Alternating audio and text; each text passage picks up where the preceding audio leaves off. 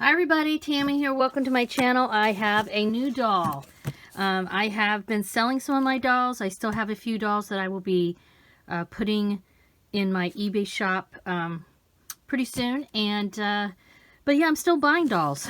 And this doll, I have to blame somebody. March Payne's Midlife Dolly Crisis. All right, it's his fault. I saw her on his channel and I could not resist. So this is a Little Witch. It's a Little Witch vinyl collectible doll. Rune Silverstone. Oh, there you go. Little Witch. Rune Silverfrost is your average 17-year-old. If your average 17-year-old sold love potions on the black market and had a best friend who was an overweight black cat named Beelzebub, Bub for short. Isn't this cute? Rune lives with her grandmother Marcella, a 178-year-old witch, after her parents disappeared during a spell gone bad. She's determined to find them one day, but first she's got to finish her witch training. Here we go. Look how cool this box is and how cool this doll is. She had a couple of these dolls. This is an independent doll artist from what I understand, and now I am spacing out and can't remember her name, and I'm following her on Instagram. I'll put links down below. But anyway, she had this version of Rune and another version, but this one spoke to me because of her little grunge look and everything. They're the same, from what I can tell, they're the same dolls, just different outfits. So let us see. Nice box that obviously I will keep and use to store stuff in. Very nicely made. Look how cute she is. She's tied in there pretty well. Let's see. So, okay, so I can just pull her out. Oh, this is easy. Oh, yay. Okay. Yes. Blythe doll people, take note here. Does not have to be that involved to get a doll shipped, people. Look how cute. Look how cute she is. Let me put her, take her little. So yeah, she's vinyl. She is, I don't think she's really that articulated. I believe she does stand up. Let me see, because I believe she can just stand unassisted. I have to mess with her a little bit. Here, let me come around this way. Can you stand unassisted, Missy? Yes, yes, she can. Okay, cool. All right, so look how cute. And I will say, I have a bunch of bandages on my arm, and it's just from my dog playing with me a little too rough. He didn't attack me or anything, but you get old and your skin gets thin and stuff like that happens. So, yeah, so she has this really pretty teal-colored hair. Love her face. The face is what really attracted me to her. She has, I don't know, kind of this like, I don't give a crap kind of. You know, I mean, even her eyes are kind of rolled up a little bit. It looks like there's something around her neck, so let's take her clothes off here. She's got this, what do you call it? What is this called? What kind of fabric is this? That is her jacket. Flannel. Yes. Like she's probably from Portland, right? So here's her cute little flannel jacket with these faux buttons. Very soft, very cute. I'm curious about how I'm going to manage her wardrobe because she is, I think she's quite a bit smaller than Blythe, but and she's got these big, this oversized sweater. And okay, so this is attached, so it's an oversized sweater, but it looks like there's layers, but it's all one piece. And then bright pink undies, which is hilarious, and these neon green socks. Love these tennis shoes. These are nice. And does she have any tatas? Yeah, she doesn't have a bra on, but you know, she's small, so that's okay. And I don't know, I might have to take this off to get her hair. Get that thing off her neck. Oh, she does have like a little undershirt. Okay. All right, well, let me take this off. And we can get the neck thing. So she has like a basic undies on. And can I just pull this off? Yeah, here we go. Here we go.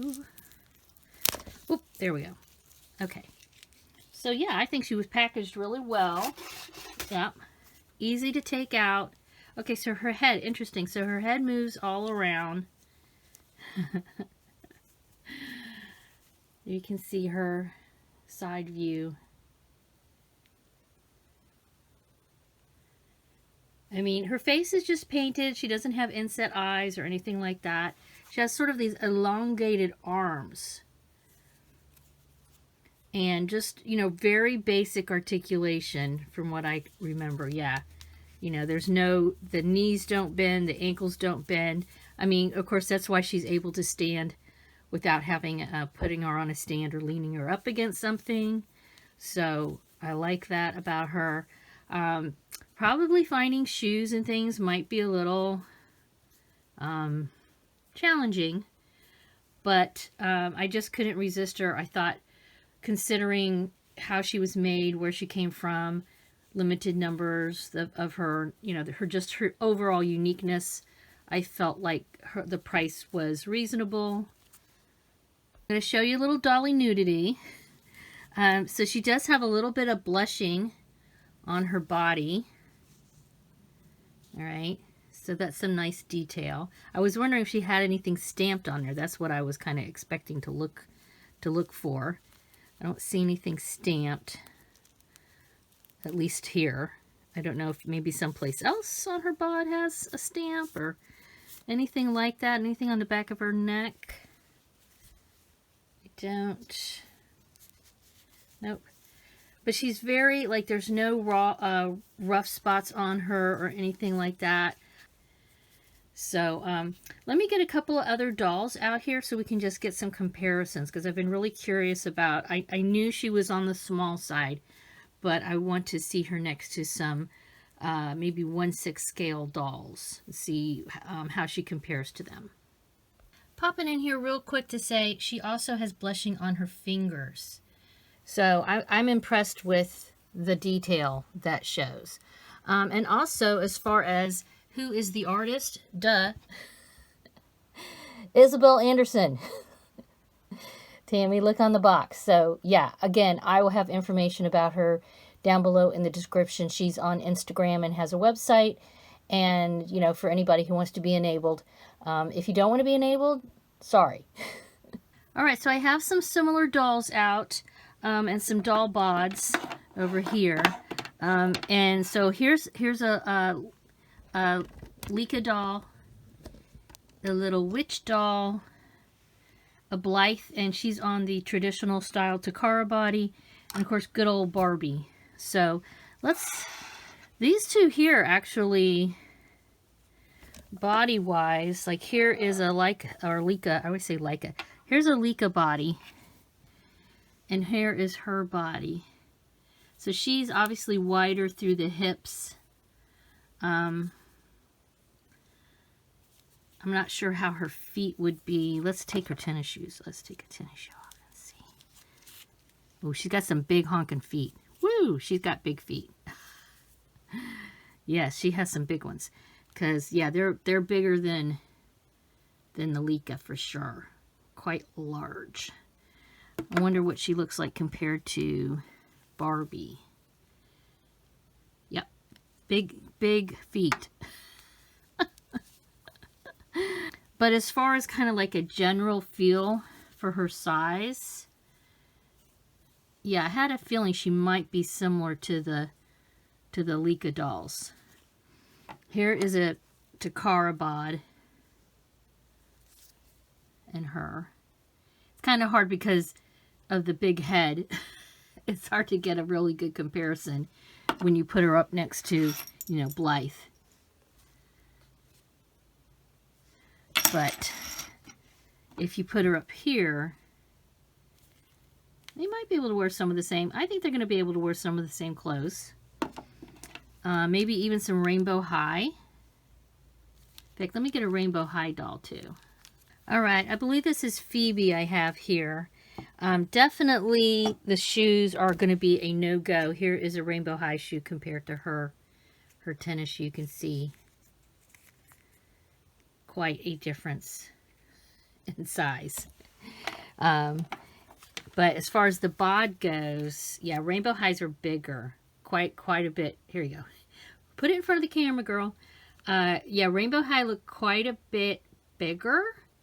But some of their clothes, I don't know. Well, maybe some of them might fit her. We shall see.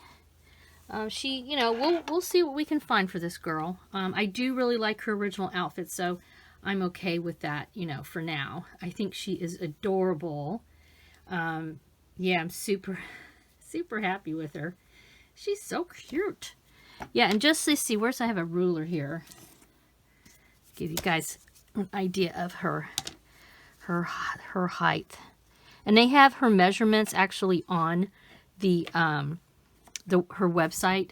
When you look at this doll's on the website, she has all of her measurements, her height and her, you know, the size of her bod and everything. So yeah, so let's see. She's about 10 inches. Yeah, I think she's about 10 inches high. Maybe a little shy. Maybe more like 9 3/4, 9 1/2-ish. So yeah, so she's, you know, she's a bit smaller than the typical 1/6 scale. Obviously, you know, Barbie is like way taller than her. But yeah, here she is, Rune. I'm gonna keep her name. I really like her story. I like the narrative that goes with her. I think that's very creative. I'm curious. I'm going to keep an eye out, see if there's any other similar dolls from this artist. And yeah, we'll see what happens.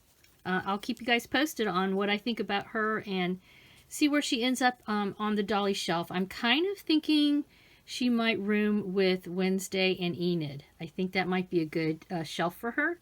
But we shall see. All right, you guys, let me know in the comments down below, what do you think of Rune? And in general, if you have any ideas about clothing options for her. Obviously, she's got a definite aesthetic, you know, the grunge aesthetic. I want to stay with that. I think that's one of the things that appealed to me about the doll, besides her beautiful face and just the tude that she's given off. All right. But yeah, have a wonderful dolly day. Please subscribe if you haven't already. Give us a thumbs up. Bye-bye.